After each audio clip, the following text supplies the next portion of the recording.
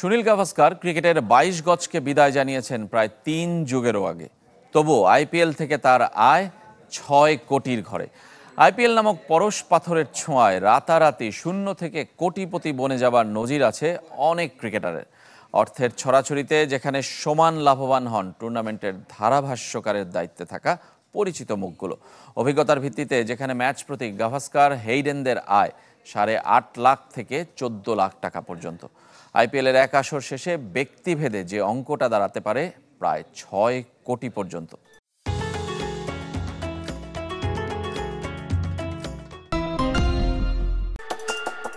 Indian premier লিগে ক্রিকেটারদের অর্থকড়ির আলোচনা শিরোনাম হয় প্রায়শই। তবে সে আলোচনায় খুব একটা পিছিয়ে নেই আইপিএলের ধারাভাষ্যকার প্যানেল। ভারতের স্থানীয় কিংবা বিদেশি, আইপিএল থেকে উপার্জনের বিচারে সমানে সমান।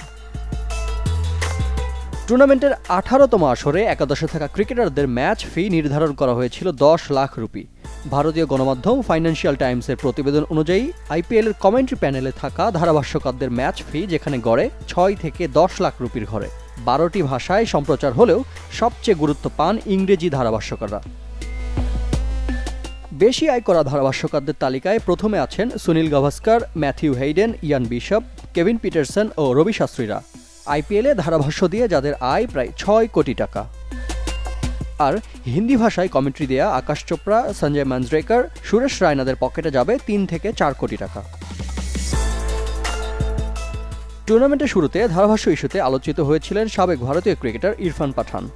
কিছু ক্রিকেটারদের আবেদনের প্রেক্ষিতে যাকে বাদ দেওয়া হয়েছে, তবে এর মাঝে নিজের ইউটিউব ব্যবহার করে আইপিএলের নিয়মিত কন্টেন্ট নিয়ে হাজির হতে থাকেন ছোট পাঠান। নিজের সাবস্ক্রাইবার সংখ্যাও ৬ লাখ ছাড়িয়ে গেছে এর মাঝেই। আইপিএলে বঞ্চিত থাকতেও আসন্ন ইংল্যান্ড ভারত ৫ ম্যাচের টেস্ট সিরিজের বিশেষজ্ঞ ধারাভাষ্যকারদের প্যানেলে আছেন ইরফান, যদিও বঞ্চিত হয়েছেন বড়সড় উপার্জন থেকে।